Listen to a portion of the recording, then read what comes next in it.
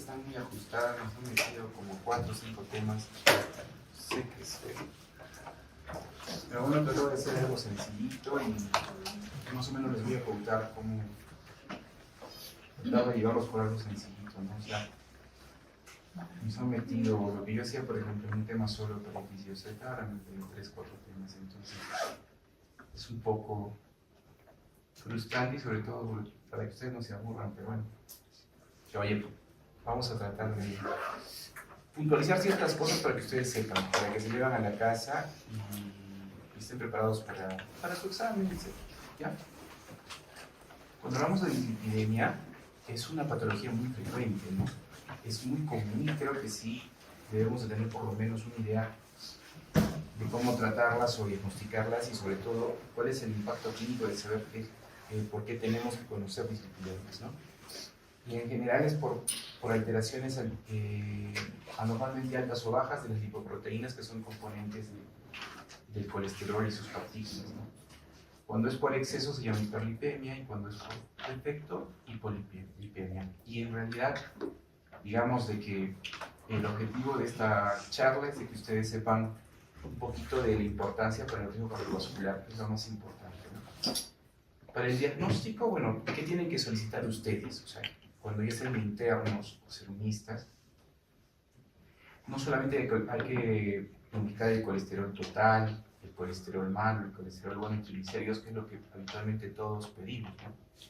También se puede pedir el ApoB y la lipoproteína A y el colesterol no HDL, ¿sí? Estas lipoproteínas son patognomónicas de incremento del riesgo cardiovascular y ahora vamos a ver por qué. ¿Y cuándo hay que solicitar el colesterol no HDL? Sobre todo cuando los triglicéridos son muy altos. Cuando tenemos pacientes con hiperlipidemia severa, por ahí, es mejor pedir colesterol no HDL. El colesterol no HDL incluye las partículas el IDL, el LDL, el VLDL y algunos restos VLDL, remanente de kilomicrón y lipoproteína. Todas en común llevan la ApoB. Y al tener ApoB son aterogénicas. Por eso es que al dosar ApoB vamos a ver que incrementa el riesgo cardiovascular, ¿sí? Y este colesterol no HDL más o menos tiene un peso similar al LDL en cuanto al riesgo cardiovascular, ¿no? Y se recomienda cuando tenemos más de 200 miligramos por decilitro de triglicéridos el cálculo, y el cálculo es esta formulita, que es el colesterol total menos el colesterol HDL. Es una forma de poder dosar este marcador de colesterol no HDL. La ApoB es una proteína heterogénica. La lipoproteína A, que es la otra interesante en esta charla, es muy heterogénica. También tiene una ApoB 100, ¿correcto? Y sobre todo, ¿qué tienen que saber? Que va a generar aterogénesis. ¿Por qué? ¿Por qué vías? La aterosclerosis, inflamación y antifibrinosis, ¿correcto? ¿Y cuándo debemos de medir una lipoproteína A? La pregunta es, ¿cuándo tengo que medir una lipo A? Dicen que una vez por lo menos cuando una persona es adulta, sobre todo aquellos que tienen niveles muy altos de colesterol o un perfil lipídico alterado, aquellos que tengan antecedentes familiares de enfermedad cardiovascular precoz. Siempre pregunten a sus pacientes si algún familiar ha tenido algún tipo de evento coronario o cardíaco mayor no fatal, por ejemplo un ACV, un ictus, un infarto, sobre todo a edad joven, ¿ya? Y para que también es importante para reclasificar a pacientes como de moderado y alto riesgo, o sea, el dosar lipoproteína A positiva inmediatamente clasifica a un paciente como de riesgo cardiovascular moderado a alto. Entonces, si tienen un paciente y el paciente dice, no, mi tía hizo un ACV a los 35 años, estamos obligados a dosarle ApoB y lipoproteína A. O cuando tienes niveles muy altos de colesterol y no tienes otros factores de riesgo cardiovascular y piensas que es algo genético, hay que usarlo, ¿sí? Ahora, la clasificación de las dislipidemias pueden ser de dos tipos, fenotípico o en base a la etiopatogenia, ¿no? En base al fenotipo puede ser un predominio de colesterol, triglicéridos o ambos. Y eso ya lo vimos en bioquímica, ¿no? Cuando estudiamos bioquímica, ¿recuerdan? Había la clasificación de Fredrickson, donde por cultura general, esto no les voy a tomar, no se preocupen, pero para conocimiento, miren, tenemos la tipo 1 que es por kilomicrón, la 2A por LDL, 2B, LDL, y así por el estilo, ¿no? Y el patrón 5 que tiene, por ejemplo, kiloneutrones y VLL, ¿no? Y vemos cómo en este tipo de dislipidemias no solamente están alteradas las lipoproteínas, ¿no? También lo que son triglicéridos y colesterol. Entonces, ver que hay una clasificación un poquito bioquímica, por así decirlo. Yo creo que la más importante, que es la más práctica, es la etiopatogénica, ¿no? Y en esta van a ser dos tipos de dislipidemias. Pueden ser secundarias o primarias. Secundarias, ¿por qué al comienzo? Porque creo que son las más comunes. Y van a ser secundarias a enfermedades o fármacos o situaciones mixtas, ¿correcto? Y siempre, antes de pensar en que un paciente puede tener una polipoproteinemia, etcétera, una hipercolesterolemia familiar, yo tengo que pensar primero en una dislipidemia primaria, es secundaria, siempre, chicos. Hay que descartar si es secundaria hipotiroidismo, secundaria obesidad, a prediabetes, a síndrome metabólico. Sin embargo, en las causas primarias no existe una causa secundaria, vale la redundancia, y sobre todo tiene una etiología genética y esporádica. Toda enfermedad genética puede ser monogénica, poligénica o oligogénica, o una causa esporádica, ¿no? Una situación que no tiene un origen genético primario. Estas dislipidemias secundarias, que son las más comunes y las que ustedes van a manejar, están asociadas a enfermedades y o fármacos. Y por ejemplo, cuando tenemos hipercolesterolemias secundarias, ¿qué enfermedades pueden tener? Anorexia nerviosa, colestasis, hipotiroidismo primario, pueden ser el síndrome nefrótico, ¿no? También. En el embarazo es una situación hipercolesterolémica, hepatocarcinoma, porfirias, etc. Y en fármacos, creo que las tiazidas, los corticoides, inhibidores de la proteasa, por ejemplo, en pacientes con VIH, ciclosporina y progestágenos pueden causar elevación de colesterol. Y en triglicéridos, el alcohol, la glucosa alta, la obesidad, el síndrome metabólico, enfermedades renales, acromegalia, Cushing, hepatitis, y fármacos como los antipsicóticos, beta-blocs, isotretinoína para el acné, tamoxifeno, por ejemplo, también las tiazidas, inhibidores de proteasa. Entonces, cuando ustedes tengan pacientes que tengan hiperlipidemia, sean por colesterol, lípidos o mixtas, primero hay que descartar estas causas, ¿correcto? La más frecuente de las secundarias es la asociada a la diabetes tipo 2, ¿no? ¿Y cuál es el perfil? Esto sí puedo tomarlos. ¿Cuál es el perfil típico de la dislipidemia en diabetes? Y eso siempre les van a preguntar. Lo típico es que es hipertrigliceridemia, colesterol HDL bajo, colesterol LDL alto, ¿correcto? Y son heterogéneos. O sea, el típico patrón de triglicéridos altos, LDL alto y HDL bajo es el típico patrón de la dislipidemia por diabetes o síndrome metabólico. Uno pensaría que la diabetes tipo 1 también debería tener, igual que la tipo 2, valores altos. Sin embargo, se ha visto que una diabetes tipo 1 bien controlada no tendríamos por qué esperar. O sea, la tipo 2 es más heterogénica. Y la prioridad de la dislipidemia primaria es el control adecuado de los niveles de LDL. O sea, si yo tengo un paciente diabético, el paciente diabético se considera que tiene riesgo cardiovascular inherente. No hay ningún paciente diabético que no tiene riesgo cardiovascular, ¿ya? Inclusive hasta hace unos años el diabético se le consideraba como que tenía riesgo intermedio. Hace un año salió un paper donde indica que ya puede tener riesgo bajo. Entonces, ningún diabético deja de tener riesgo cardiovascular. Entonces, en todo paciente diabético van a ver que hay que dosar LDL y tenemos que bajarla de acuerdo a las guías. Un concepto de dislipidemia heterogénica es aquella que es muy vinculada a enfermedad coronaria. Lo típico, chicos, es un aumento del LDL, ¿no? Aumento de triglicéridos, ApoB y HDL bajo. Y está bien ligada a la dislipidemia heterogénica a resistencia a insulina. La resistencia a insulina es muy heterogénica, ya vamos a ver. Está asociada igual a la diabetes tipo 2 y otras enfermedades que causan resistencia a insulina. ¿Cuáles son? Obesidad central, síndrome metabólico, ovario poliquístico y lo que es enfermedad renal crónica. Y por concepto recordar que las partículas cuanto más pequeñas sean, más heterogénicas van a ser. ¿Listo?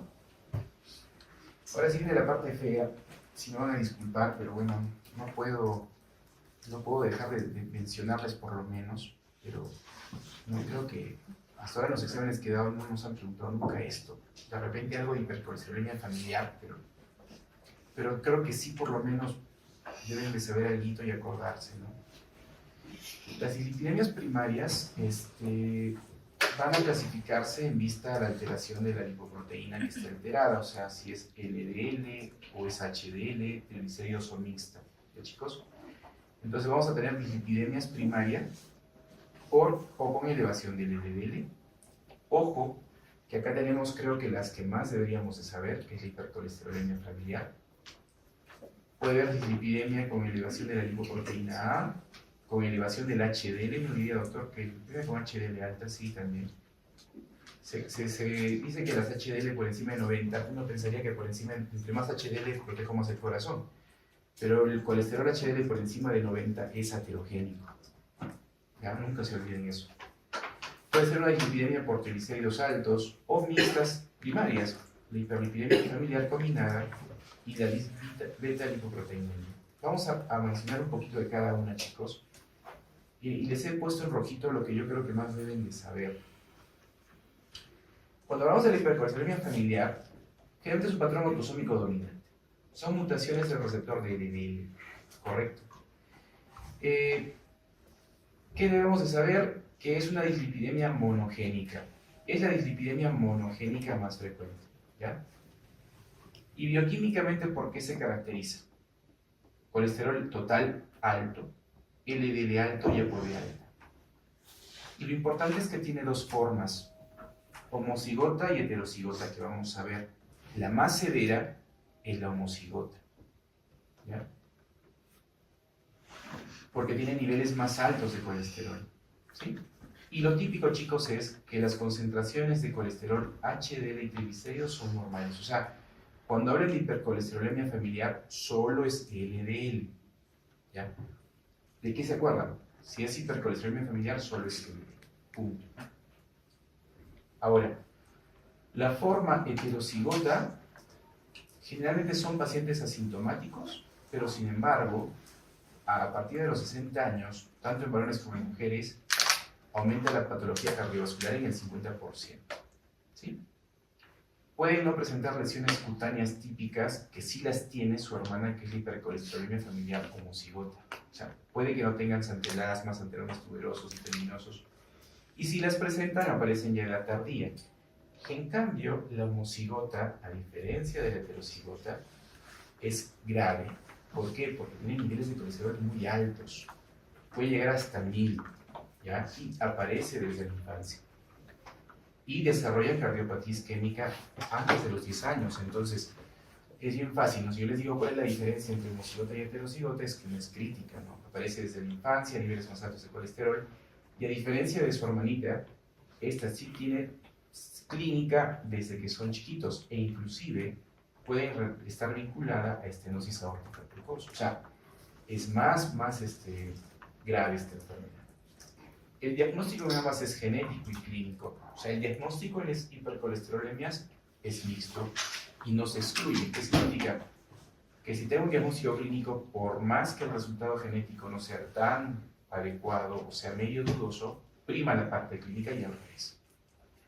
Y acá hay dos scores que de repente por cultura debemos de saber, que el de Simon-Brun o el score de LCN.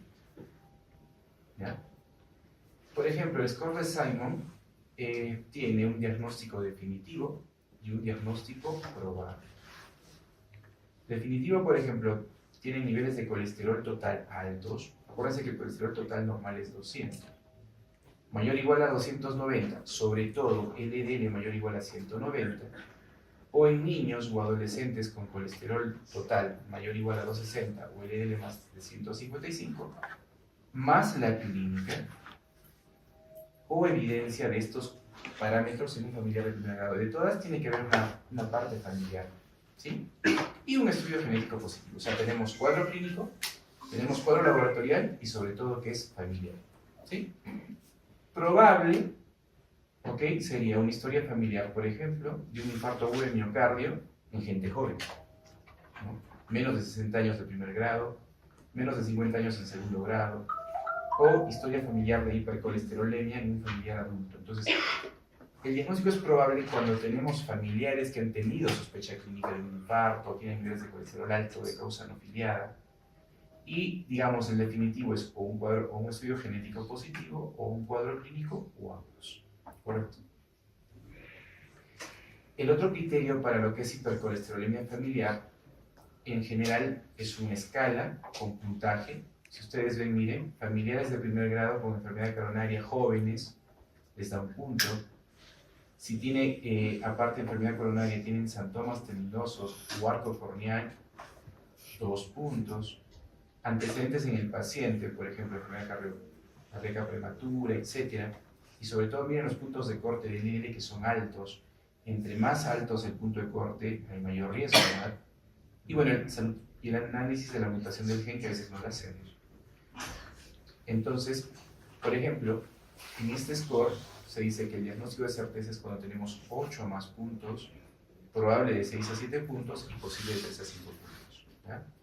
En cuanto a la clínica, miren cómo tenemos acá los santomas en el tendón de Aquiles, ¿no? Tenemos el arco corneal, y miren acá tenemos los santomas eruptivos, que son como pápulas. Entonces, si nosotros tenemos familiares que tienen esto, ya ojo cerrado, ¿no? Y si por si acaso me hago un examen de colesterol LDL solito está por encima de 190, debo estar pensando, ¿no? ¿Y cuál es la idea? La idea es pensar que si este paciente tiene una hipercolesterolemia familiar, uno de sus hijos o familiares puede tenerla, y si es homocigota, pueden hacer infarto de edad muy joven. Y la idea es tratar y prevenir. ¿Listo? Una vez que hayamos visto la hipercolesterolemia familiar, pasamos a la otra causa de hipercolesterolemia primaria, que es la poligénica, ¿no? La familiar es monogénica. Ahora pasamos a la hipercolesterolemia primaria poligénica, ¿no? La poligénica es la primaria más frecuente, o sea, es más frecuente que la hipercolesterolemia familiar, ¿sí? Hay factores genéticos, ambientales, correcto. Pero hay varios aspectos que la diferencian de la hipercolesterolemia familiar. Por ejemplo, el colesterol total no suele pasar los 300 miligramos, correcto. Hay HDL bajo y sobre todo que no hay mucho compromiso de familiares de primer grado. Si ustedes ven, en los criterios de acá siempre mencionan a familiares de primer y segundo grado. Acá solamente el 10% podría tener algún tipo de familiar. Y otra cosa es que no aparecen los síntomas terminosos. Digamos que los síntomas hasta ahora son patognomónicos del hipercolesterolemia. O sea, cositas que ustedes deben ir acordándose un poco para tener por lo menos una idea. Ahora, una vez que hemos visto colesterol, nos vamos a ir a la otra lipoproteína heterogénica, que es la lipoproteína A. Esta transporta principalmente fosfolípidos y, como ya habíamos visto, es muy heterogénica. Produce aterosclerosis, inflamación y antifibrinosis, o sea, es procoagulativa. Y aumenta bastante el riesgo revascular y calcificaciones vasculares. O sea, si nosotros vemos cuál de las dislipidemias causa más calcificaciones en las válvulas, sería la lipoproteína A. Generalmente válvula aórtica y estenosis aórtica es 2. Si les pongo cuál de las dislipidemias causa calcificaciones, es la lipoproteína A, que es bien heterogénica. ¿Ya? En este caso, el riesgo revascular está incrementado, ¿no? Sobre todo cuando tenemos pacientes con valores de lipoproteína A por encima de 30, que no toman tratamiento con estatinas, o 50 en las que sí toman. Niveles elevados en familiares con alto riesgo revascular, y el objetivo del tratamiento es bajar la lipoproteína A por debajo de 50 miligramos por decilitro. Pero más que todo ese chambullo, lo que quiero que sepan es que las estatinas y el ezetimibe no modifican sus niveles. Y lo que tenemos más a la mano ahorita en Arequipa son estatinas y ezetimibe. Pues, ¿cómo vamos a tratar esto? ¿Se dan cuenta? Los inhibidores de la PCSK9, que es un anticuerpo, no lo tenemos todavía en Perú. Me parece que en Lima creo que sí hay algunos, pero creo que todavía no. Que salió hace unos 2-3 años. Son los únicos tratamientos. Miren cómo disminuyen solamente en un 25%. Y la féresis, ¿no? Una plasmaféresis sería, creo, la opción más a la mano que tuviésemos en un hospital, ¿no? Si tenemos un paciente con un problema genético bien raro, la féresis puede ser una opción para tratarlo. Y miren cómo llega a descender entre 45 y 35%. Entonces no se olviden de esta que causa calcificaciones, que no responde a estatinas ni ezetimibe, y que el único tratamiento serían estos dos. Ahora pasamos a la dislipidemia con elevación de HDL. Entonces dije, doctor, el HDL es protector, sí. Entonces, estos pacientes no presentan una manifestación clínica característica a diferencia de los otros dos, o los otros tres que hemos visto. E inclusive tienen una reducción del riesgo cardiovascular y tienen mayor longevidad, es obvio. El resto de pacientes hemos visto que tienen alta incidencia de eventos coronarios, en cambio estos pacientes no, ¿correcto? Muy bien, y hemos visto LDL, hemos visto lipoproteína A, hemos visto HDL, ahora vamos a los triglicéridos, ¿sí? Entonces, pueden ser de dos tipos, la que es familiar y la monogénica o síndrome de hiperquilomitrinemia familiar, ¿sí? La hipertrigliceridemia familiar es autosómica dominante, aumenta la síntesis hepática de triglicéridos, es asintomática y, ojo, los valores de triglicéridos están entre 200 y 500. Y aparte también en sus familias de primer grado. Creo que es el común de todos nosotros, ¿no? Cuando uno atiende a un paciente, creo que el común en Arequipa, yo cuando les pido triglicéridos está por acá, ¿ya? Lo que tendría que hacer yo es pedirle a su papá, a su mamá, a sus hermanos, y ver si esto, a pesar del tratamiento dietético y baja de peso, persiste. O sea, si yo tengo un paciente en la que descarto una hipertrigliceridemia secundaria, o sea, no ingiere alcohol, no es obeso, no tiene síndrome metabólico, etc., y le encuentro valores de triglicéridos en 450, y le pido a un familiar y los tiene altos, debo pensar en este problema genético, ¿correcto? Por eso es que siempre hay que descartar causas secundarias. Y acá hay incremento del riesgo cardiovascular porque disminuye el HDL, ¿ya? Pero miren, los valores no son tan altos. En cambio, en la del síndrome de hiperquilomicronemia familiar, que es la más severa, esta es más intensa, tiene mutaciones inactivadoras de múltiples lipoproteínas, APO, etc. Es recesiva. Y miren los valores de triglicéridos. Están elevados por encima de 880 desde la infancia y adolescencia. Si ustedes tienen un paciente que viene a cada rato por emergencia con dolor abdominal, no tiene litiasis vesicular, es joven, delgado, siempre dosen de triglicéridos. Porque esta hipertrigliceridemia familiar, lo típico es que debutan con dolor abdominal y pancreatitis lipémica. Acuérdense que el punto de corte por encima de 500 incrementa el riesgo de pancreatitis, ¿verdad? En los triglicéridos. Entonces, todo dolor abdominal en un paciente joven o adolescente, hay que pedir triglicéridos. Más aún si tienen familiares con problemas cardiovasculares. Pueden tener síntomas eruptivos evanescentes, esto en relación a los niveles de triglicéridos, hepatoesplenio por depósito de los triglicéridos o lipemia retinal. Lipemia retinal. Entonces, ¿qué harían en ese paciente? Les viene un paciente con dolor abdominal, le piden amilasa y lipasa, está un poco alta, es chibolito, flaquito, le pides triglicéridos, están en 800, pídele un fondo de ojo y haces el diagnóstico, te luciste, te salvaste la vida. ¿Ya? ¿Sí? Hasta ahí está bien. Muy bien. Entonces ya hemos visto hipercolesterolemia familiar, ¿verdad? En sus dos tipos. Hemos visto la lipoproteína A, hemos visto triglicéridos, HDL.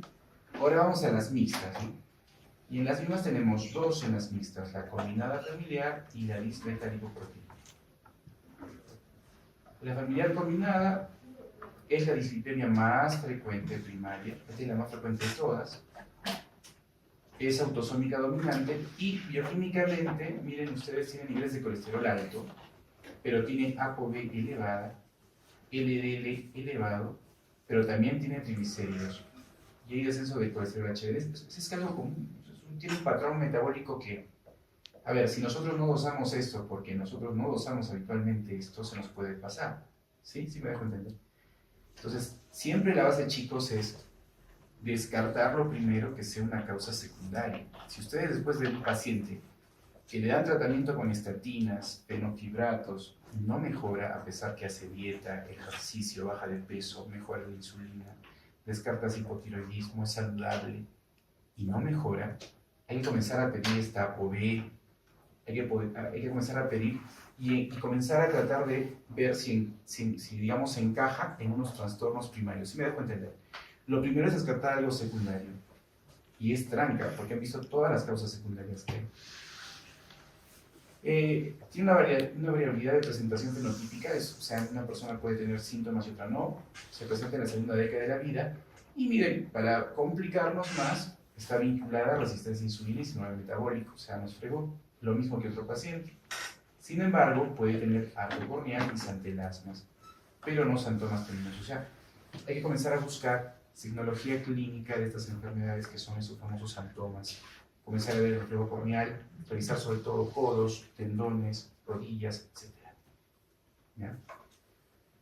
Entonces, lo primario es descartar causas secundarias, una diabetes mal controlada, obesidad, consumo de alcohol, hipotiroidismo. Una vez que hayamos descartado estas causas, miren, tenemos que dosar necesariamente estas proteínas raras, no nos queda otra cosa. Y criterios de exclusión, serían, por ejemplo, santomas en los pacientes o familiares, porque no es, eso es típico de la hipercolesterolemia familiar. Hipercolesterolemia en niños de la familia es típico de hipercolesterolemia familiar, y LDLs súper altas, que también es típico de hipercolesterolemia familiar, ¿no?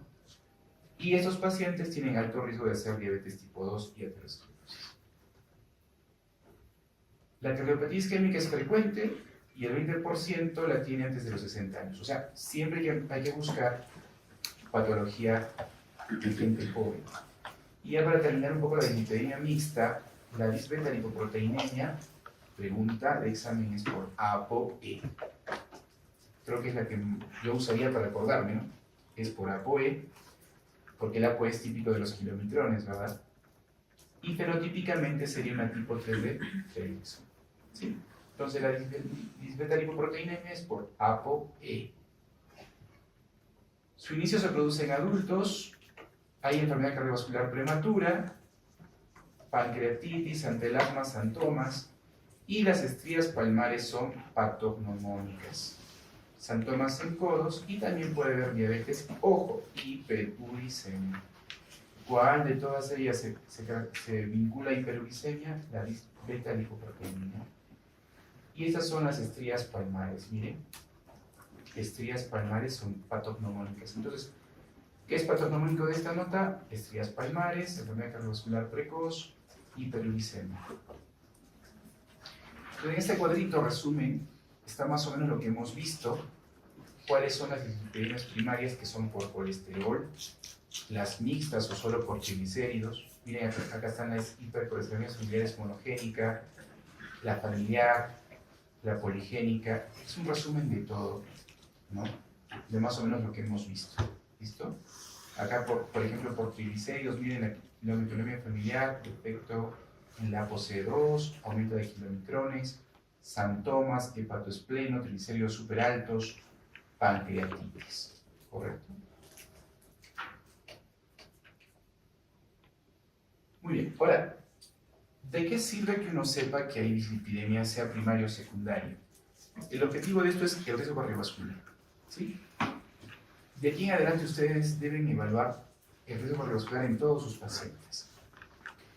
¿Y qué tienen que saber de mano? Que tenemos riesgos cardiovasculares típicos o clásicos. La edad, el sexo, ¿no? Las lipoproteínas ApoB, sobre todo la LDL, hipertensión, tabaquismo y diabetes. Es lo típico, ¿sí? Sin embargo, hay factores clínicos que ustedes tienen que saber que incrementan el riesgo cardiovascular. La obesidad, sedentarismo, hígado graso. El hígado graso hay que buscar riesgo cardiovascular. Cardiopatía isquémica precoz, menos de 55 años en varones y 60 en las mujeres. ¿Por qué creen que más tiempo son las chicas para tener infartos que los varones? Por los estrógenos. Los estrógenos son cardioprotectores, ¿no? Otros factores de riesgo es la deprivación social, el estrés psicosocial, el bullying, por ejemplo. La enfermedad psiquiátrica. Estuve hace poco en un congreso de endocrino en Lima Y después de tiempo escuché hablar a un maestro de Lima, un psiquiatra, que comenzó a evaluar el riesgo cardiovascular en pacientes con enfermedades psiquiátricas. Es un tema muy bonito para tesis, ¿eh? Y ver cómo está el riesgo cardiovascular en enfermedades psiquiátricas por fármacos, etc. La enfermedad inflamatoria crónica también es un factor de riesgo cardiovascular, fibrilación auricular, hipertrofia ventricular izquierda, apnea del sueño. Hemos visto que muchos medicamentos del VIH alteran los niveles de colesterol y triglicéridos. Migraña, miren cómo la migraña también es un factor de riesgo cardiovascular. Es un trastorno vascular. Las neoplasias, no solamente por la enfermedad en sí, sino por el uso de medicamentos son cardiotóxicos, ¿no? La doxorubicina, la norubicina y cualquiera de los que se use. La preeclampsia y el SOP. Entonces hay muchos factores de riesgo, aparte de los clásicos, prácticamente todos, ¿no? Estamos fregados. Hay biomarcadores de enfermedad cardiovascular. Y estos biomarcadores, pues en otros sitios se sitúan. Yo tengo un amigo que es de Cuba, que hizo en la Cato 2 años, se fue a Cuba, Brian, y nosotros trabajamos en Sana, y él me deja por pacientes que les pide estas notas, ¿no? Está bien, o sea, piensa más allá de lo evidente, está bien. Pero miren cómo en Cuba, que, bueno, yo estuve explotando en Cuba un tiempo, son bien chancones los cubanos, pero tienen un nivel de medicina muy bueno. Y siempre hay que saber que ustedes tienen biomarcadores, aparte de la PCR, que ¿se acuerdan que les dije que el colesterol HDL más de 90 es factor de riesgo cardiovascular? Nunca se olvide. Los triglicéridos, la lipoproteína, niveles altos de ApoB. Esto, por ejemplo, lo usa Roe. En Arequipa, Roe lo está usando. Entonces, si ustedes tienen en su práctica clínica, muchas veces cuando hagan su internado en hospitales del ministerio, a veces no va a haber acceso a estas cosas, ustedes pueden pedir apoyo a los laboratorios. Sobre todo cuando hagan pediatría.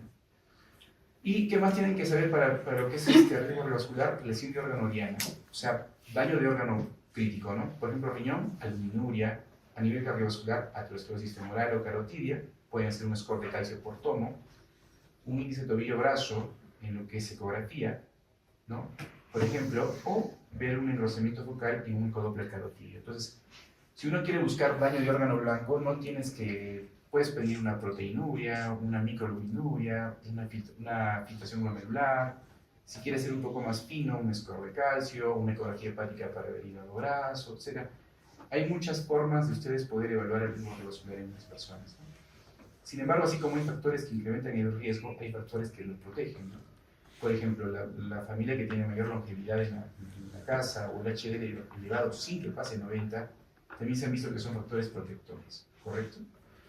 ¿Y por qué es importante que ustedes sepan riesgo? Porque está vinculado a epidemias y sobre todo hay prevención primaria, chicos. Y la idea de prevención primaria es que ustedes eviten que sus pacientes tengan efectos cardiovasculares. Y en lo que se refiere a scores, esto es por ejemplo desde el score de Framingham, que ustedes tienen que saber. Yo siempre les pregunto a los chicos, algunos saben, algunos no, supone que esto en cardiología les tienen que explicar. Díganme, por ejemplo, 3 tipos de scores para la enfermedad cardiovascular, ¿no? Framingham, el score AHA, o el score 2 o el score OP, que es en pacientes adultos, mayores.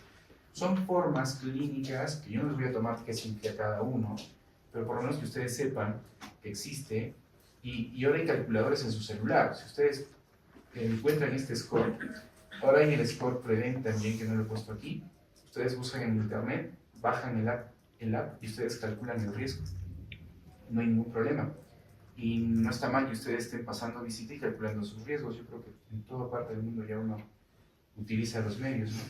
Antes nosotros teníamos que calcular Cocorov, ¿no? 140 menos la edad.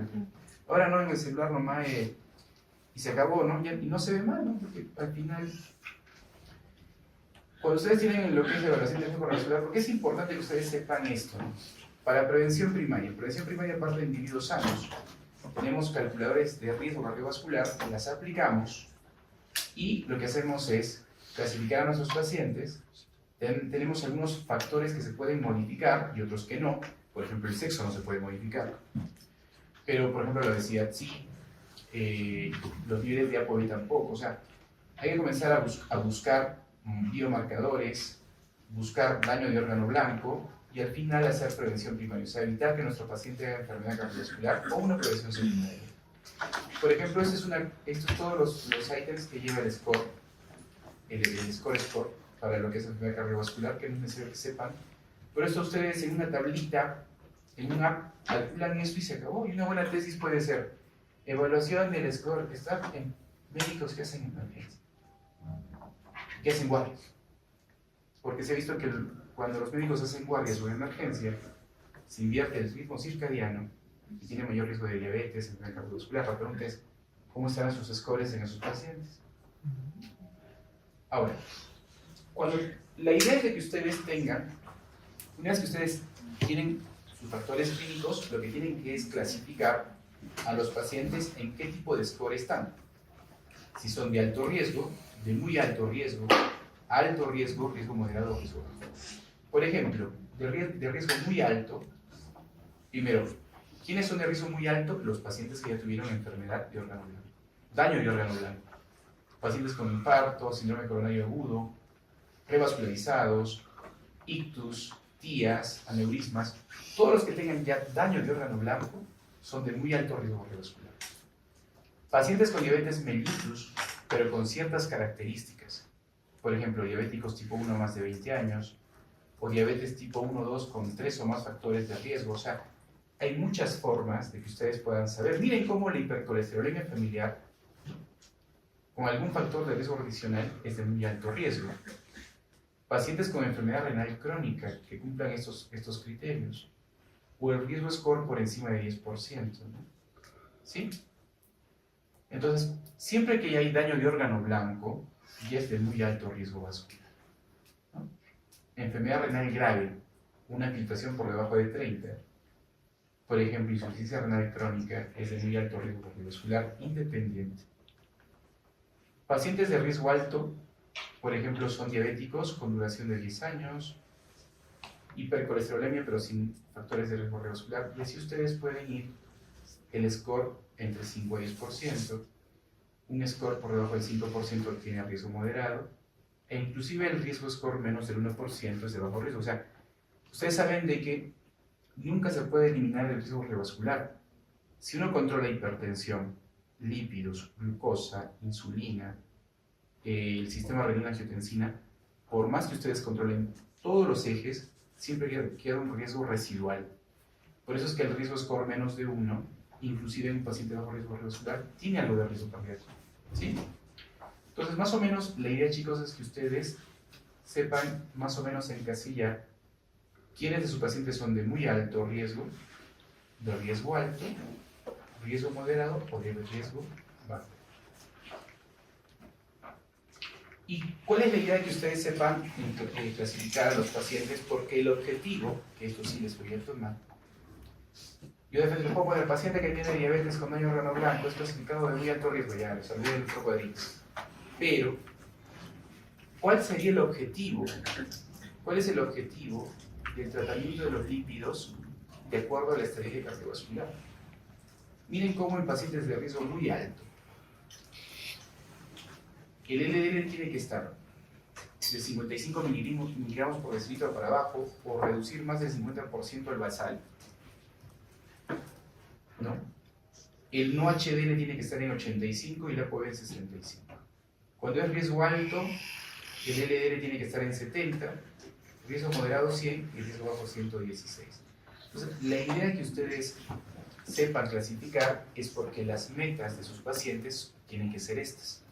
De repente no vamos a poder calcular el ApoB, pero podemos reducir el colesterol malo o calcular el no HDL, ¿sí? O sea, todo el bolondrón que hemos visto es para esto, ¿sí? Y acá tenemos lo mismo, ¿no? Un riesgo bajo menos de 116, menos de 100 y así por el estilo, ¿verdad? Me parece que de aquí sí le puedo tomar unas preguntas. ¿Están de acuerdo?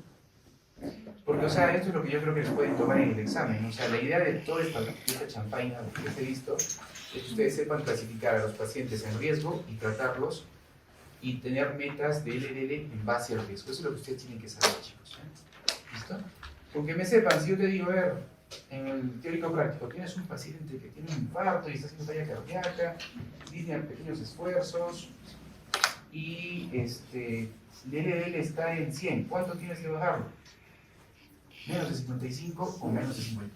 Ay, sabe, ¿no? Porque es de un riesgo alto. ¿Sí me doy cuenta? Y si les pongo un caso clínico, es en base. ¿Sí me doy cuenta? guerra avisada no mata gente. El tratamiento, primero, si es una dislipidemia secundaria, el proceso es fluorescente, y aparte del tratamiento con medicamentos está la dieta. El tratamiento no farmacológico es muy importante. Hay que controlar los otros factores de riesgo cardiovascular, como hipertensión y diabetes, y otras causas secundarias como hipotiroidismo, y hacer ejercicio físico. ¿Ya? O sea, hay que hacer tratamiento no farmacológico. La dieta es el principal factor exógeno para controlar lípidos.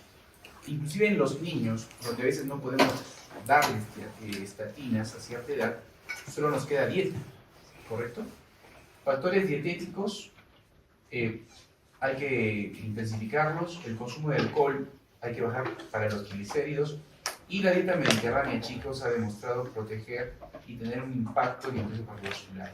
¿Sí? Y si les pregunto, ¿qué dieta es la que se ha vinculado con mayor protección cardiovascular? La dieta mediterránea. Y eso les pueden preguntar también en el examen.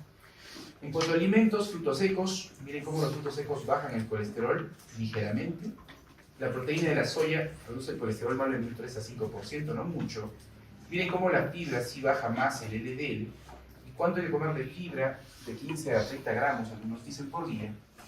La levadura tiene una estatina natural que se llama lovastatina, ¿no? Y miren cómo la levadura roja de arroz sí baja más colesterol LDL y triglicéridos, ¿no? Digamos, estos alimentos, la levadura roja de arroz y la fibra dietética tienen buen impacto. Los fitoesteroles, que también son productos de los vegetales, disminuyen un 30-50% la absorción de colesterol, tienen buen impacto. Reducen el LDL entre 8 y 13%, y están contraindicados en esta condición que es la citoesterolemia, que es una enfermedad genética que hace que se acumulen fitoesteroles en el cuerpo y la sangre. ¿Sí? Pero clínicamente tienen tumores, ¿sí? El omega 3 también se ha visto, pero sobre todo el omega es para tratar triglicéridos, y esto apenas modifica el LDL, y esto está avalado por el estudio REDUCE-IT, en el cual 4 gramos diarios de EPA mejoró la tasa de evento cardiovascular. Entonces, si les dicen cuál es el más importante para bajar triglicéridos, el omega 3. Y el farmacológico tenemos todo este espectro: estatinas, ezetimibe, resinas, anticuerpos, los PKCKE9, que vamos a ver ahorita. Acá tenemos un poquito el resumen de estos medicamentos. Las estatinas, que son los caballitos de batalla, el mecanismo de acción: inhiben al HMG, a la coenzima A, reductasa, aumentan los receptores de LDL, o sea, favorecen la eliminación en el plasma de LDL, y tienen un efecto hipermeante. Miren cómo bajan en promedio 20 a 55% del colesterol LDL. Efectos secundarios, lo más común: miopatía. La miopatía y artralgias. ¿Qué podrían hacer para diagnosticar miopatía? Ya por clínica le doy. Después, dosar CPK. Le dosas CPK, y si la CPK está alta, está haciendo miopatía. Y sobre todo la miopatía es más común cuando asocias a fibratos. Por eso, si le comienza a doler a un paciente, y mala suerte, y le estás dando una estatina con fibrato, gran posibilidad de que sea una miopatía por estatinas. Otra complicación es la hepatitis por estatinas. Se diagnostica cuando elevan las enzimas hepáticas por encima de 3 valores, el valor basal. A mí me gusta mucho pedir, antes de iniciar estatinas, un perfil lipídico basal, bueno, ya de por sí con un perfil hepático, para ver si hay hígado graso y hacer el score P4. No, eso no va a haber en gastro. Pero te permite tener enzimas basales y ver si esa es una hepatopatía por estatinas. Y ojo, que aumenta diabetes, aumenta el riesgo de diabetes. Las estatinas incrementan la glucosa. Pero riesgo-beneficio, las estatinas te mejoran el riesgo cardiovascular. Contraindicaciones: miren como en niños, gestantes y hepatopatía crónica y activa, no hay que dar estatinas. Y un poquito me salto estatinas porque acá les pongo las dosis y qué tienen que saber. Esto sí los puedo tomar porque yo no me acuerdo de eso. Pero sí tienen que saber que las estatinas pueden ser de 3 intensidades: de alta, de moderada y de baja intensidad. ¿Listo? Y la atorvastatina puede ser de alta y moderada intensidad en base a la dosis. O sea, una atorvastatina. Yo les pongo, en la siguiente marque usted la dosis de la atorvastatina intensidad. 40, 80, o sea, sí me dejo entender, ¿no? Cuando tú recetas atorvastatina entre 40 y 80 es de intensidad alta. ¿Qué significa? Que bajas el 50% del colesterol. O sea, ¿cuáles son las estatinas que tienen intensidad alta? Solo dos: atorva y rosul. ¿Correcto? ¿Listo? Muy bien.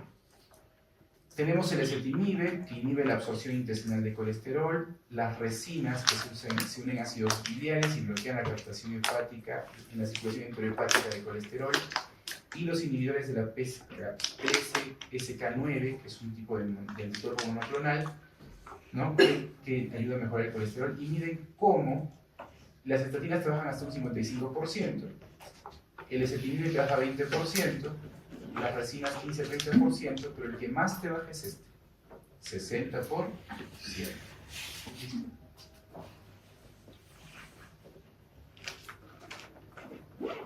Ahora, seguimos con los fibratos. Tenemos el fenofibrato, genfibrocil y basafibrato. El mecanismo se une a los receptores de PPAR-gamma y inhiben la producción de VLDL. Es el tratamiento de primera elección en lo que es hipertrigliceridemia. Miren cómo bajan los triglicéridos hasta un 50%. El ácido nicotínico, que no tenemos aquí, y sí tenemos el ácido del omega 3. Digamos que para triglicéridos podemos usar fibratos y omega 3 en nuestra realidad. ¿Sí? Muy bien. Ahora, hay otros dos fármacos, el ácido bempedoico y el inclisiran. No tenemos el inclisiran acá, es una RNA de interferencia, también el mecanismo del PCSK9. Miren cómo reducen 50% el colesterol y también un poco de triglicéridos, pero hace poco ya tenemos el ácido bempedoico. Y ahora en el mercado están viniendo preparaciones que quieren tratar de mezclar el ácido bempedoico con estatinas. Pero miren, les puse en rojo dos cositas que no causan. No causan miopatía, aunque si usas junto a estatinas podrías incrementar el riesgo. No hay estudios en enfermedad hepática renal grave. Y ojo, está contraindicado con el uso de simvastatina a dosis por encima de 40. ¿Correcto? O sea, el ácido bempedoico que de repente ustedes van a usar, ninguno de los visitadores nos ha dicho, no puedo usarlo usted, doctor, con la simvastatina porque ellos no saben. Pero para que ustedes sepan. Entonces, más o menos en la cadena de lo que es el metabolismo del colesterol malo para hasta los receptores, digamos que el ácido bempedoico actuaría a este nivel, las estatinas acá, para que no se forme mevalonato, la ezetimibe a este nivel, y al final los inhibidores acá abajo, o sea, bloquean todo. Y más o menos si ustedes suman, si las estatinas me bajan un 30-50, más ezetimibe un 10-20, estaría bajando un 60-70%. Entonces, si yo tengo un paciente que tiene 140 y es de muy alto riesgo y yo sé que tengo que bajarlo al 50%, con una estatina y una ezetimibe es suficiente.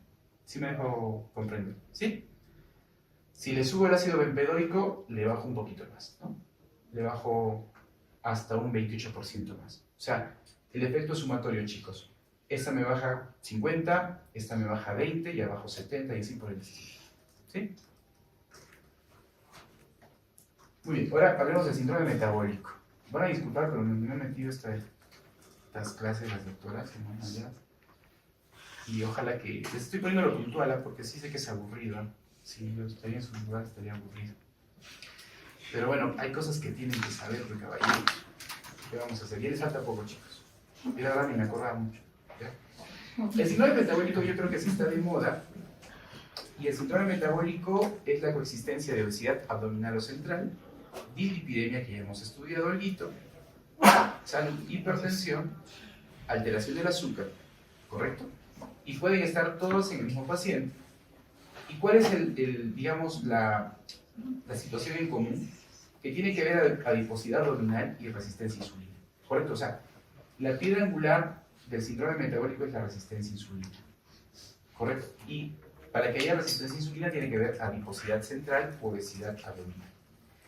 Entonces, en lo que es síndrome metabólico son pocas diapos, lo único para que sepan que hay criterios del ATP3, que era también un score cardiovascular, o de la IDF, que es la Federación Internacional de Diabetes, y más o menos acá nos ponen unos criterios, pero como somos latinos, han visto la película de Happy Gilmore, está buena, ¿no? Ya, para que se distraigan un poco. Como somos latinos, y todo pone ahí, Nos vamos a acordar de ALAT. Veanla, está bien chistosa. En la clasificación ALAT es la Sociedad Latinoamericana de Diabetes. Y les pongo ALAT, ¿por qué? Porque si ustedes les preguntan algo en el examen del internado, o de... sí, del internado, ¿no?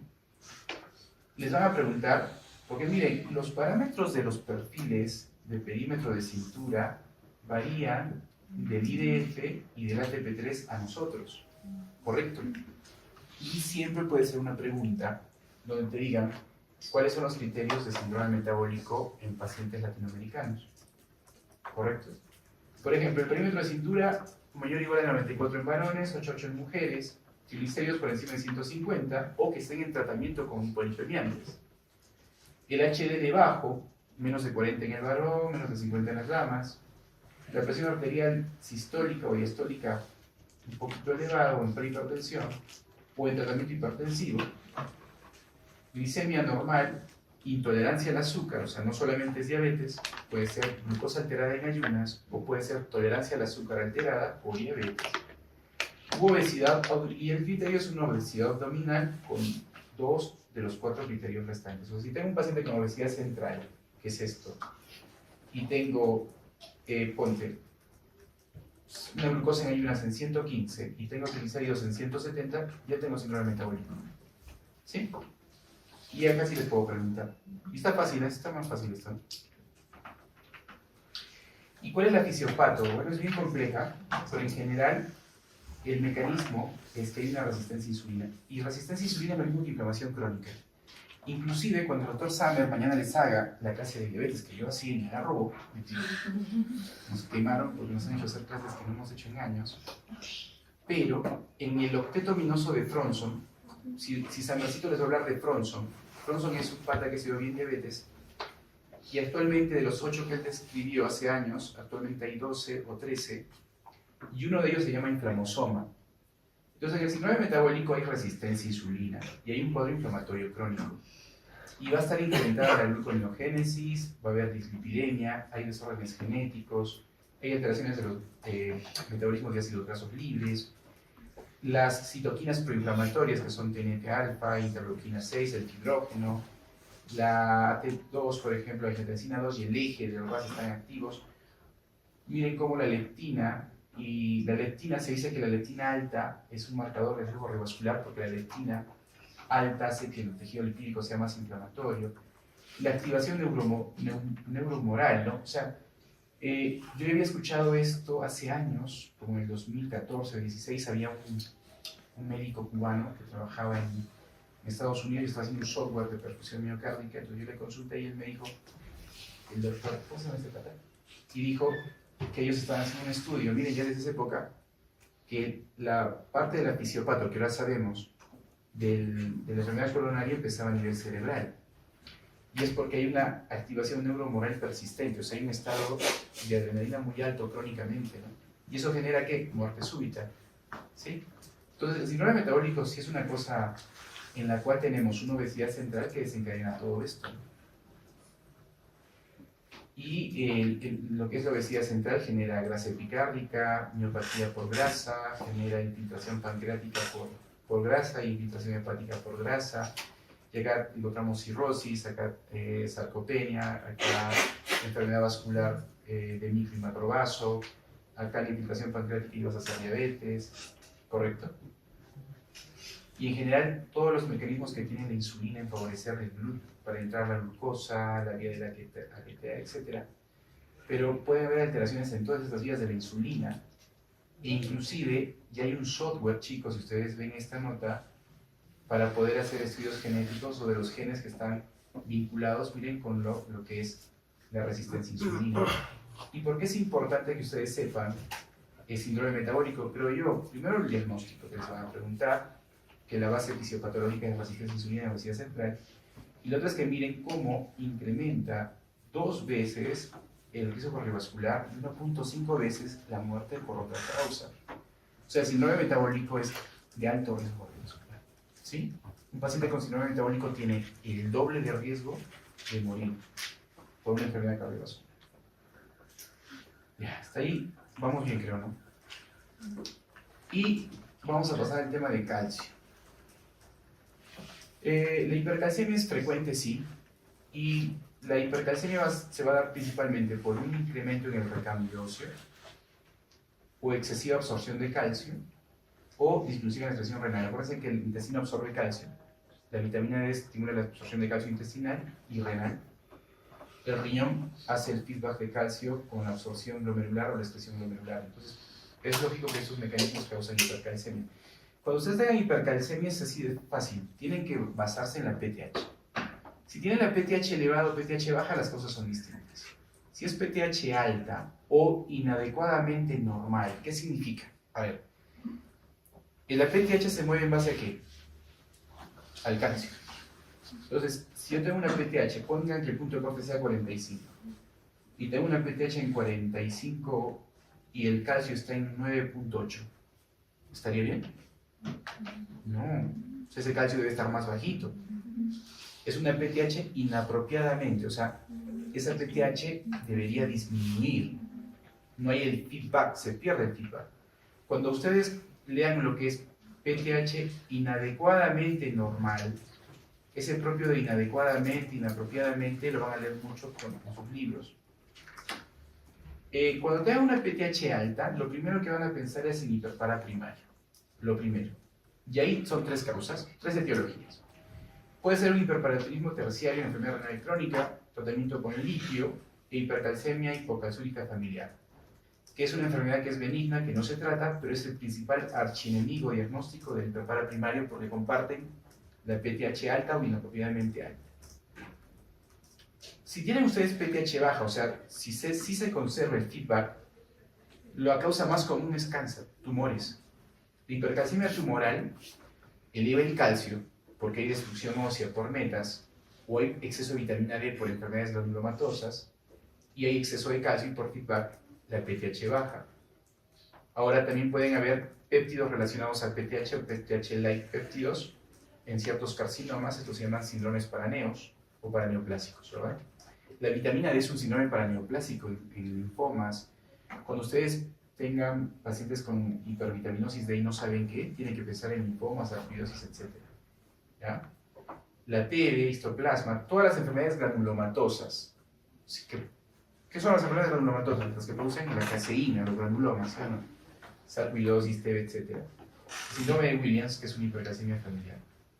Medicamentos, tiacidas, exceso de vitamina A, retinoides, por ejemplo, los chicos que se tratan del acné, teofilinas, antes se usaba bastante la teofilina en la crisis asmática en los enanos, los chiquitos, teriparatide, que es un medicamento para bajar de peso, endocrinopatías, por ejemplo, hipertiroidismo, feocromocitoma, etc. Y otras causas misceláneas, ¿no? Pueden hacer que la PTH baja, la nutrición parenteral, etc.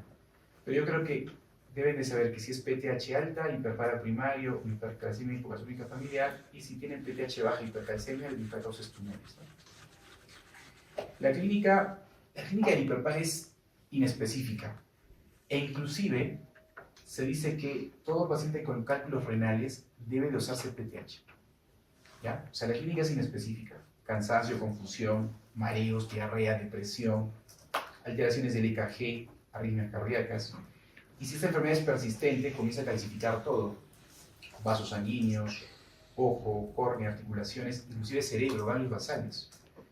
Y puede ser sintomática con niveles leves, pero cuando es más grave y es una urgencia médica, ¿no? Y me acuerdo que un profesor que me enseñó que por encima de 15, 14 había calcificaciones en ganglios basales. Hablemos del caballito de batalla de acá, que es el hiperpara primario, la causa más frecuente de hipercalcemia en la parte ambulatoria. Ojo, más del 1% en adultos, es frecuente sobre todo en las mujeres mayores de 50 años. Y la etiología pueden ser tres cosas, chicos, y esto siempre pregunta. Adenoma paratiroideo único o múltiple en 85%, hiperplasia de paratiroides 10 a 15%, y cáncer en el 1% de ellos. Esto siempre saben preguntar. La mayoría son esporádicos, o sea, no están vinculados al MEN1 y al MEN2, como habíamos visto en la clase anterior. La mayor parte de hiperparas son primarios y no son son de forma esporádicos. En la actualidad son asintomáticos. Sí, puede ser que en la actualidad, pero hace tiempo no. O sea, por ejemplo, yo tengo un caso clínico que les voy a presentar, si es que me alcanza el tiempo, que lo presenté en un congreso, de un paciente que vino por un cuadro de fractura patológica y cálculos renales, al toque se le prendió el foquito, le tiró en calcio, PTH y salió. Entonces, generalmente en la actualidad, por los métodos diagnósticos y el incremento de la parte científica, los diagnósticos son más precoces. Puede haber hipertensión arterial, puede haber úlcera péptica y gastritis, pancreatitis, colelitiasis, etc. Pero lo más devastador es la enfermedad ósea y renal. En la enfermedad ósea es la famosa osteitis fibrosa quística, los famosos tumores pardos, y el hueso que se altera más es el cortical y no el esponjoso. Y lo típico es que puede ser asintomático, o sea, no le duele, puede tener dolor, o puede ser que tenga fracturas patológicas. Acá tenemos, miren, como estas dilataciones quísticas, ¿no? De los huesitos de las falanges distales. Y siempre en un paciente con hiperpara hay que pedir una, ¿cómo se llama eso? ¿Qué piden los reumatólogos? ¿Qué tiene el score? Densitometría. Sí, siempre hay que pedir densitometría, chicos, en el hiperpara. La clínica, la afectación renal pueden ser tres cosas: nefrolitiasis, nefrocalcinosis, insuficiencia renal y concentraciones de la orina. Miren cómo este riñón está calcificado. ¿Alguien me dice cómo se llama el riñón de la TBC calcificado? Mástica. Riñón mástica. Nefrocalcinosis. Entonces, para que la balanza se altere a la nefrocalcinosis, tiene que haber mayor nivel de calcio y mayor nivel de PTH. ¿Correcto? Así de sencillo. ¿El diagnóstico cuál va a ser, chicos? Hipercalcemia con PTH elevada o una PTH que esté normal y que no haya bajado. Si tienes una PTH normal y tienes el calcio alto, la PTH debió bajar. Así de sencillo. En unos casos puede haber el hiperparatiroidismo normocalcémico, o sea, tienes PTH alta también, pero con calcio en el límite. También puede ser una forma de presentación. Puede haber hipofosfatemia. Acuérdense que la PTH reabsorbe sodio y bota fósforo. El fósforo va a estar bajo. La vitamina D va a estar normal, pero la vitamina D activa, puede estar alta, sí, puede estar alta. Va a haber hipercalciuria porque botas calcio. Y ojo, chicos, este índice calcio-creatinina que si ustedes ponen en internet les calcula, tienen que dosar el calcio en orina, el calcio en sangre y la creatinina en orina y la orina en sangre. Para decir que es hiperparaprimario tiene que estar por encima de 0.02, ¿correcto? Y ayuda mucho a diferenciar de su enemigo, que era el hipercalcemia y hipogalcémica familiar. En cuanto al tratamiento del hiperpara, lo más importante es la localización preoperatoria. Entonces, para localizarlo preoperatoriamente tenemos estudios diagnósticos, sí, gamografía con MIDI, ecografía, tomo y rezo, arteriografía, inclusive cateterismo venoso, para ver de qué lado está funcionando más, y el PET con colina, que es una técnica de medicina nuclear que no tenemos acá en el Perú, que es muy buena para ver sobre todo los adenomas paratiroides. Entonces, la gamografía y la ecografía son lo que más tenemos a la mano. Inclusive la ecografía tiene series donde es superior a la gamografía. ¿Sí? Pero para que sepan qué estudio se pide: gamografía con MIDI, ecografía, tomo, rezo, arterio y PET con colina. Ahora, ¿todos los hiperpara primarios se operan? No. ¿Poco? Solo se operan los que tengan estos criterios. Si es un hiperpara primario sintomático, todos los pacientes deben operarse, salvo que haya una contraindicación. Si es asintomático, hay que pensar. Por ejemplo, si tiene menos de 50 años, el calcio está por encima de 1 miligramo por decilitro, si hay afectación ósea y afectación renal, aunque sea asintomático, debe operarse. O sea, si yo tengo un paciente que es asintomático pero tiene daño renal, se opera. Si tengo un paciente que no tiene síntomas pero tiene calcio alto y ya tiene compromiso óseo, miren cómo en la densitometría tiene osteoporosis, se debe operar, porque ese paciente en cualquier momento se fractura. ¿Sí me dejo entender? Entonces hay criterios que hacen que el hiperpara sea quirúrgico. Acuérdense que cuando hay daño renal, lo primero, ya con una caída de menos de 60 y daño renal, ya comienza a ser severo, ¿no? ¿Qué tratamiento quirúrgico tenemos nosotros? La exploración de las 4 glándulas, O sea, que el cirujano entre a ojo ciego porque no sabe dónde están ubicadas. Es el procedimiento de lesión, pero en pacientes donde la gamografía fue negativa, la ecografía no encuentra, tienes que entrar. O sea, si tengo un paciente que tiene hiperpara con indicaciones quirúrgicas y en los estudios de diagnóstico no encuentras dónde está ubicado, tienes que entrar porque el paciente igual puede fracturarse o hacer falla renal. En cambio, la cirugía mínimamente invasiva es cuando ya tenemos ubicada la lesión. Por ejemplo, si tengo un adenoma paratiroideo, el cirujano, inclusive con cirugía radioguiada que hacemos nosotros en el hospital, saca solamente la lesión, ¿correcto? Y cuando tenemos la hiperplasia, igual, se puede hacer una cirugía de las 4 paratiroides, salvando un fragmento pequeño para ver si eso es suficiente para que el paciente no tenga que usar calcio. ¿Listo? ¿Qué complicaciones tiene la cirugía? Primero, que no haya curado nada, o sea, que persiste el hiperpara. Y lo más frecuente, la hipocalcemia, que puede ser transitoria o permanente hasta en el 20%. ¿En qué momento el calcio baja? ¿No?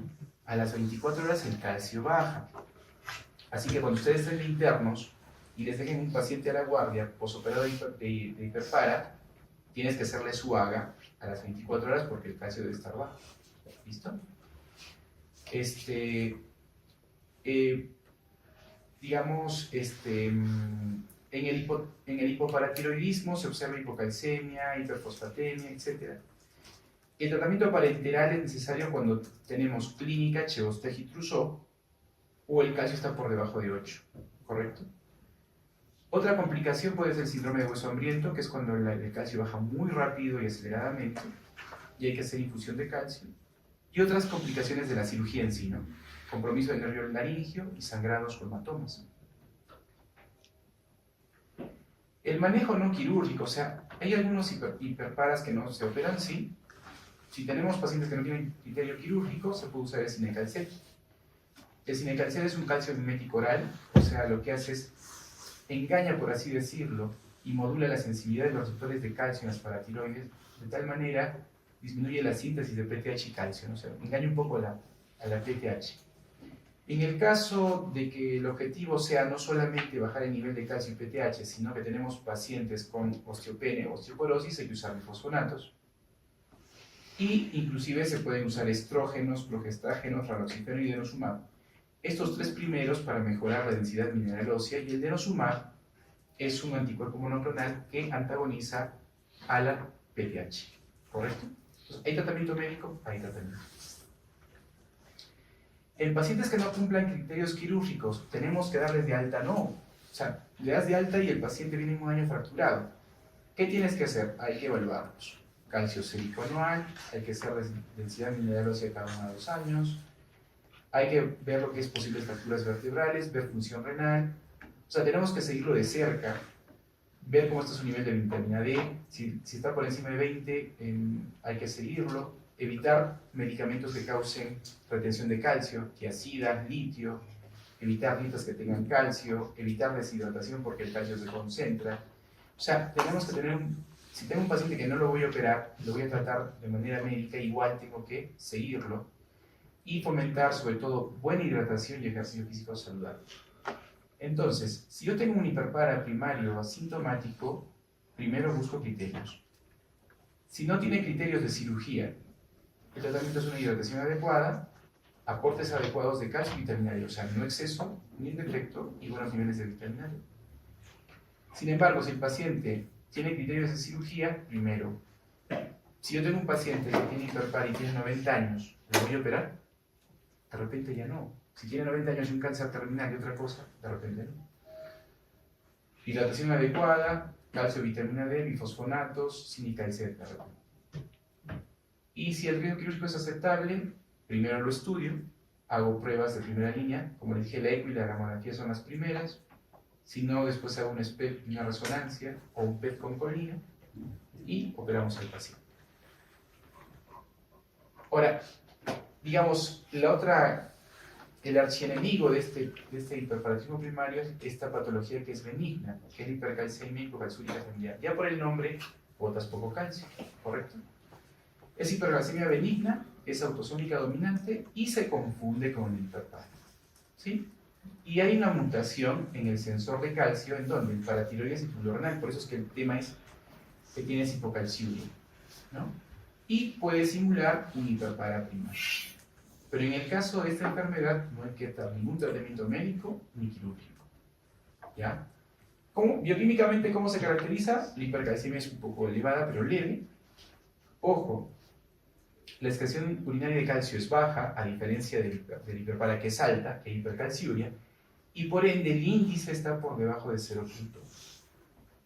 Los niveles de PTH son menores que en la hiperpara, o sea, no son tan elevados, ni tampoco es importante aconsejar cirugía ni tratamiento médico. La hipercalcemia neoplásica ocurre en el 20-30% de neoplasias y creo que es la causa más frecuente de hipercalcemia hospitalaria. ¿Sí? Cuando ustedes tengan hipercalcemia en el internado, lo primero que tienen que pensar es un cáncer oculto o un enema oculto. ¿Y qué cánceres causan más hipercalcemia? Mama, pulmón y mieloma. O sea, si ustedes tienen hipercalcemia y un síndrome consultivo, tienen que pensar si es un cáncer de mama, pulmón o mieloma, ¿ya? Y cada vez que tenemos hipercalcemia en un paciente con neoplasias es un signo de mal pronóstico porque es una enfermedad avanzada, ¿correcto? Y en este caso, generalmente los niveles de PTH son suprimidos por el feedback, salvo cuando tengamos tumores con paraneoplasia, o sea, con producción ectópica de PTH. ¿Qué tumores conocen que produce PTH ectópica? Pulmón, adenocarcinoma de células de pulmón, células que produce PTH. Hay tumores que pueden producir PTH, pero en común, en neoplasias, la PTH va a estar baja por un feedback, ¿correcto? El mecanismo de hipercalcemia es fácil: destrucción ósea, mecanismos humorales, hay producción del péptido relacionado al PTH, puede haber alteraciones en los linfomas de células B, niveles de vitamina D que pueden ocasionar hipercalcemia. Los linfomas también producen exceso de vitamina D. Siempre que tengan un linfoma, pidan vitamina D y calcio. Siempre que tengan sarcoidosis, pidan PTH, calcio, vitamina de perfil de calcio. Y algunos tumores tienen producción ectópica de PTH, pero son raros. La hipercalcemia maligna, ya les habíamos dicho. Entonces, ¿cómo hacer el manejo? Si tenemos una hipercalcemia, confirmar el calcio total, se corrige con fórmula de albúmina. Si está usando fármacos, primero retiramos el fármaco. Si no, dosamos PTH. Si tiene PTH disminuida, al toque pensamos en hiperpara. O, si no está ligado a la PTH, ¿qué hay que dosar? PTH, vitamina D activa, vitamina D, péptidos, correcto. Si tenemos el péptido ligado, puede ser tumoral. Si tenemos vitamina D elevada, procesos que tengan granuloma como linfoma, TBC, etc. Si tenemos vitamina D alta, intoxicación por vitamina D. Pero si tenemos y podemos pensar en otros problemas como hormonas, como feocromocitoma, isontroregalia, mieloma, etc. Si tenemos una PTH normal o elevada, ¿qué es lo que hacen? Calcio en orina. Si el calcio en orina está alto, hiperpara. Si el calcio en orina está baja, familiar. Y así de sencillo. ¿Correcto? Para el tratamiento, cuando es una hipercalcemia leve, chicos, no requieren tratamiento inmediato. Yo creo que esto es lo más importante. Cuando tengan una hipercalcemia leve, no se asusten. ¿Y qué es lo primero que tienen que hacer? Evitar deshidratar, evitar que esté inmóvil, evitar el aporte excesivo de calcio y evitar fármacos que empeoren el nivel de calcio. Los diuréticos tiazídicos causan hipercalcemia y el litio también. Sin embargo, cuando tenemos hipercalcemias graves, chicos, y sobre todo sintomáticas, es inmediato. ¿Y cuáles son los pilares? Estos. Primero, hidratación con suero isotónico al toque, 4 o 6 litros. Después, calcitonina de salmón, que es la antagonista. Y miren cómo esto en 12 de 48 horas comienza a mejorar. Y los bifosfonatos es otra opción. El ácido solendrónico y pamidronato. Pero miren, su efecto es más tardío. Lo primero que tienen que hacer es hidratar, chicos. Hidratar y colocar. Nosotros no tenemos calcitonina acá en Perú. Hidratamos y colocamos bifosfonato. Lo que va a actuar al toque es el suero salino. El bifosfonato va a aparecer en los 2 o 4 días. El denosumab tenemos acá, se llama la Prolia. es un antagonista del PTH, también se puede dar. Pero ¿en qué caso daríamos denosumab? Los linfosfonatos no se pueden dar por debajo de depuraciones de 30, y el denosumab sí. Entonces, si yo tengo un paciente con una hipercalcemia severa, con una filtración en 10, caballeros, le podría dar denosumab o hemodiálisis. Si el paciente tiene una clínica neurológica, significa que el calcio está alto. Cuando el paciente ya tiene confusión, estupor, etc., el calcio debe estar alto. Inmediatamente tienen que pensar en diálisis, chicos. ¿Ya?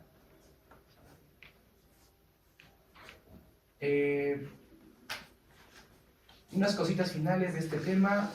El hiperpara primario, lo típico es una hipercalcemia moderada, a diferencia de los tumores malignos, son hipercalcemias más severas. Siempre en procesos tipo linfomas, sarcoidosis o otras enfermedades granulomatoosas, hay que ver el exceso de vitamina D y se puede usar corticoides también. O sea, por eso es que los oncólogos, hematólogos dan bastante pulsos de metilprednisolona, de dexametasona, ¿correcto? Y en el caso de la hipercalcemia hipocalcúrica familiar es leve y no necesita tratamiento, ¿no? Acá está un poquito los fármacos que usamos nosotros, el tiempo que demoran en actuar y las alternativas que tenemos para tratar al paciente. Y por ejemplo, que hay una guía de lo que es emergencia en estados de hipercalcemia en adultos. Como les dije, lo primero es hidratar al paciente con un suero isotónico, 4 o 6 litros en las primeras 24 horas, salvo en pacientes con enfermedad congestiva cardiovascular, donde sí, caballeros, de repente hay que hacer diálisis, hidratar y dializar. Esto con un monitor de fluidos, hay que tener cuidado en los pacientes con daño renal o viejitos, hay que ver si, el uso de diuréticos, hay que ir pensando que no va a mejorar y hay que dializar al paciente si hay falla renal. De ahí pasamos a lo que son el ácido solendrónico, 4 miligramos en endovenoso en 15 minutos, podemos dar palmidronato, ivandronato, el efecto se da recién en el segundo o cuarto día, o sea, esto no me va a solucionar inmediatamente, esto sí, ¿no? Y hay que tener cuidado, ¿no? Y en lo que es segunda línea de tratamiento se puede usar glucocorticoides cuando vemos que es por un efecto por vitamina D activa, sobre todo en linfomas, como les dije, prednisolona. También demoran en actuar el segundo o cuarto día. Tenemos los calciomiméticos, el denosumab, la calcitonina que no tenemos aquí. Y bueno, ese es un poquito el pilar del tratamiento acá. Ahí es el doctor Unpirres, él es ecuatoriano. Este es el correo del doctor, si alguien lo quiere. El doctor Unpirres es un maestro del ADA. Él me contestó unas preguntas cuando yo era residente. Él ha hecho las guías ADA que mañana les voy a hacer nuestros amigos. Es ecuatoriano y es el crack de diabetes en Estados Unidos. Y un poquito como para decirles que ustedes no tengan miedo de escribir a ninguna persona que se vea como top, porque igual es una persona súper sencilla, ¿ya? No termino, discúlpenme todavía, yo termino, que lo siento. ¿Qué vamos a hacer? Ya para terminar, chicos, el toque. Sorry, ¿qué voy a hacer? Ya, para terminar un poquito el toque, ¿no, chicos? Y al otro punto, la otra cara de la película de hipocalcemia, causas de hipocalcemia, PTH baja, por eso se llama hipoparatiroidismo, ¿verdad? El hipoparatiroidismo puede ser hereditario o puede estar acompañado de hipomagnesia. El hipoparatiroidismo primario hereditario, hay síndromes que están vinculados. Uno es el síndrome de Josh, que los han debido leer ustedes en patología Robbins, que tienen diastasis de los dientes, macroglosis, son altos. Están vinculados al hipoparatiroidismo. El síndrome plurigranular autoinmune es un síndrome que causa daño de órganos. Por ejemplo, se acompaña de hipotiroidismo, de Hashimoto, falla suprarrenal. Hay situaciones que también se acompañan de hipomagnesemia, primaria o secundaria, están bien vinculadas las dos. Y a veces tenemos pacientes que pueden tener hipocalcemia con PTH elevada, porque se produce un hiperparatiroidismo secundario a una respuesta a hipocalcemia, porque ese paciente tiene hipocalcemia, pueden tener PTH elevada. ¿Qué causa puede causar hipocalcemia? Con PTH alta, vitamina D baja. La vitamina D baja, ¿qué va a causar? Hipocalcemia por no reabsorción. La PTH sube como feedback, correcto. Raquitismo, la misma nota. Hay resistencia a la vitamina D. Resistencia a la acción de la PTH, lo que es el pseudo-hipoparatiroidismo. La enfermedad renal crónica, acuérdense que en el riñón la vitamina D se activa en cierta parte, causa hipovitaminosis D. Puede haber pérdida de calcio en la circulación en ciertas situaciones clínicas como tercer espacio, alcalosis respiratoria, o uso de fármacos como bifosfonatos de denosumab. Todas estas son causas de hipocalcemia, pero con PTH alto. Si yo tengo una hipocalcemia, lo que tengo que decir, esta hipocalcemia, primero, estará acompañada de niveles de fósforo. ¿Cómo están los niveles de fósforo? Porque en base a eso vamos a ver. Si el nivel de fósforo está normal o bajo, lo que sigue es medir vitamina D. Correcto. Si el fósforo está bajo y la vitamina D baja, es una vitamina D baja. Correcto. Si el nivel de fósforo está normal o bajo y la vitamina D activa está normal, puede ser un raquitismo tipo 1 y raquitismo tipo 2, porque hay resistencia a la vitamina D. La vitamina D activa va a estar alta porque no puede actuar, entonces va a haber una superproducción. Si yo tengo niveles de fósforo altos, hay que medir PTH. Si la PTH está alta o baja, diremos si es un poliglandular, una enfermedad renal crónica o un hipoparatiroidismo porque hay una lesión de células de PTH. ¿Correcto? La clínica es neuromuscular, neurológica, espasmos carpedales, musculares, Chevostel-Trousseau, QT prolongado y lambda T invertida. Esto siempre es típico, chicos, les pueden preguntar en el examen. Hallazgos de hipocalcemia, QT prolongado y T invertida, y la clínica, y puede haber cataratas. ¿No? Otras causas pueden ser causas genéticas, el síndrome de George, el síndrome de Kenny-Caffney, que es un síndrome de tumores.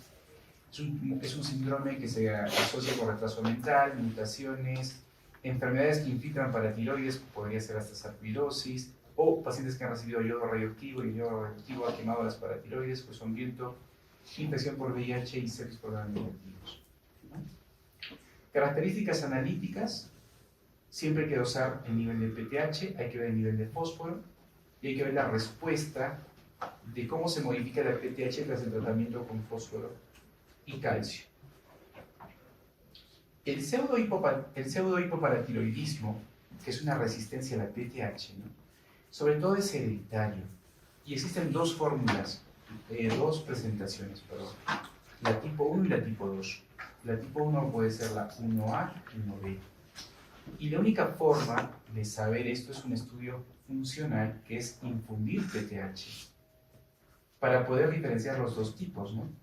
Entonces, tú infundes PTH y lo que vas a ver es la respuesta de la PTH a nivel sérico. Vas a ver viabilidad. O sea, se supone que la PTH es una resistencia a la acción periférica de los tejidos a PTH, ¿verdad? Si tú lo infundes y no hay respuesta, es un diagnóstico de un pseudohipopar. Acá tenemos el tipo 1 y tipo 1A y tipo 1B, algunas características para que ustedes tengan. Por ejemplo, yo he visto un caso de esos en el hospital, un niñito. La tipo 1A está vinculada a la osteodistrofia de Albright. La osteodistrofia de Albright también es el síndrome del EMI. O sea, la mitad del cuerpo tiene lesiones y la otra mitad no tiene las lesiones. Es un trastorno genético y miren cómo no solamente hay resistencia en la tipo 1 a paratiroides, hay resistencia a la TSH, resistencia a la GnRH, o sea, hay resistencia a múltiples hormonas. Ustedes acuérdense que el pseudohipopara tipo 1A tiene resistencia a múltiples hormonas. El tipo 1B tiene unas modificaciones clínicas distintas, ¿no? Y no está vinculado, por ejemplo, a esta resistencia no solamente a la hormona paratiroidea. Por ejemplo, esto es típico, miren el acortamiento del cuarto y quinto dedo en lo que es la osteodistrofia de Albright. El tipo 2 es una patología muy rara, es mucho más poco frecuente que la tipo 1A y tipo B, y el patrón metabólico es hipocalcemia con hiperfosfatemia y PTH alto. Si ustedes ven, la PTH puede estar alta en la tipo 2 por un mecanismo compensador. Y finalmente, para lo que es el tratamiento agudo de la hipocalcemia, que sí deben de saber, cuando yo tengo un nivel de calcio que está por debajo más o menos 1.9 milimoles por litro, más o menos es por debajo de 7, lo que tenemos que hacer es dar un conato de calcio al 10%, podemos dar una ampolla de 10 en 100 centímetros cúbicos de cloruro al 1 normal o dextrosa cada 10 a 20 minutos y ver con monitoreo del electrocardiograma. O sea, primero le pones el electro al paciente, le infundes el gluconato de calcio, el dextrosa o el cloruro, lento, y vas viendo la respuesta. Si a pesar de eso no hay respuesta, chicos, hay que hacer infusión. ¿Y cómo se prepara la infusión? Nunca se olviden. Son una solución de 1000 centímetros cúbicos de cloruro de sodio o dextrosa y le ponen 100 centímetros cúbicos de gluconato de calcio y se infunde a una velocidad de 50 cc hora regulable y van midiendo los niveles de calcio cada 4 a 6 horas. O sea, cuando tienen hipocalcemia severa, pueden usar lo que es bolos de gluconato de calcio y si no hay respuesta, infusión de gluconato de calcio. ¿Correcto? Si tenemos un nivel de calcio que está, por ejemplo, de repente entre 8 y 7 más o menos, y el paciente no tiene algún signo clínico o es de hipocalcemia severa, y el paciente puede tolerar la vía oral, si no tolera la vía oral, caballeros, de repente un paciente posoperado, pero si tolera la vía oral, podemos darle tabletas de calcio. O sea, el manejo de la hipocalcemia va a depender del nivel de calcio sérico.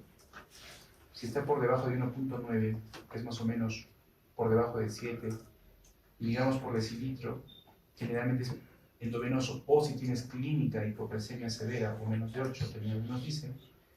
Pero si estás entre una hipocalcemia que es tratable y no tienes clínica, puedes dar tableta oral y observar. ¿Ya? ¿Hasta ahí alguna duda que tengan?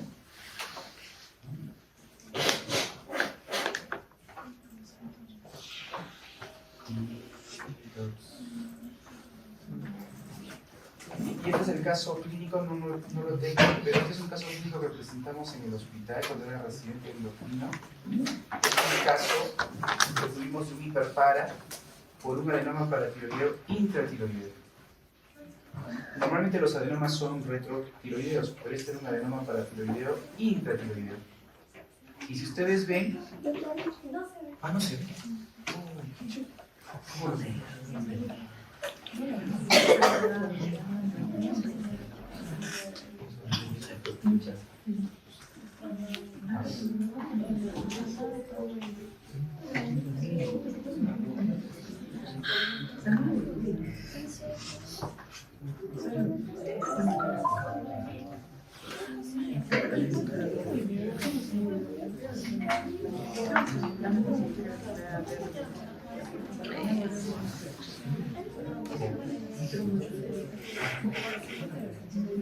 Se nota, ¿no? Entonces, miren, el paciente que tuvimos era un varón de 27 años, o sea, no es una mujer más de 50 años como la que lo dice, no tenía ningún antecedente de importancia, 7 meses de enfermedad, cosaje izquierda y lumbago, en la taja de una lesión lítica interfrontaliérica en cadera izquierda, y en la biopsia salen células de tumores pardos, ya habíamos dicho que hay tumores pardos, y en la toma encontraron cálculos renales.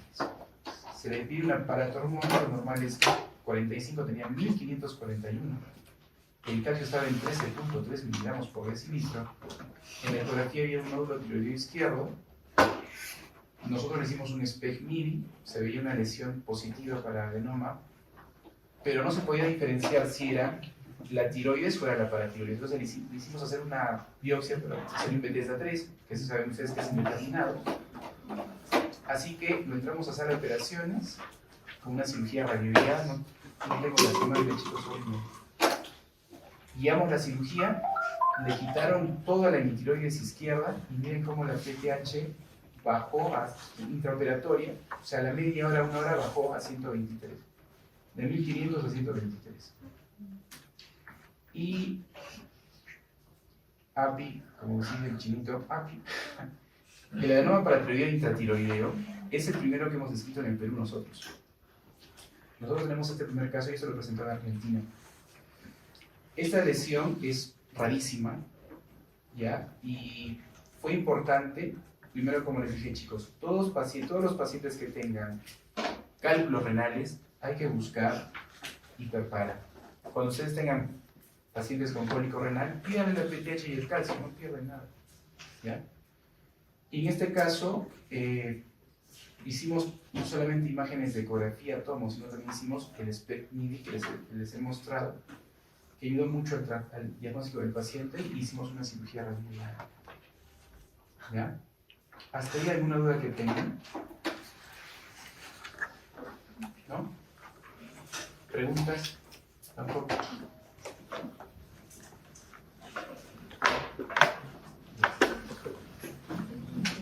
Muy bien.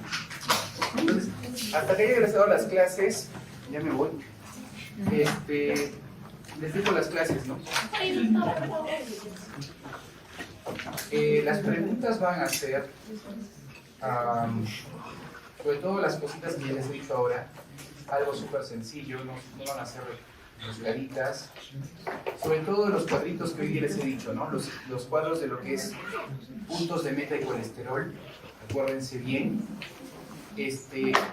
Complicaciones de estatinas también puede ser, ¿ya? Y lo que es hiperpara, lo que es etiología hiperpara y de repente el algoritmo. Listo. ¿No hay preguntas? ¿Hay subsanación? No sé. ¿No hay subsan? ¿Ya fueron?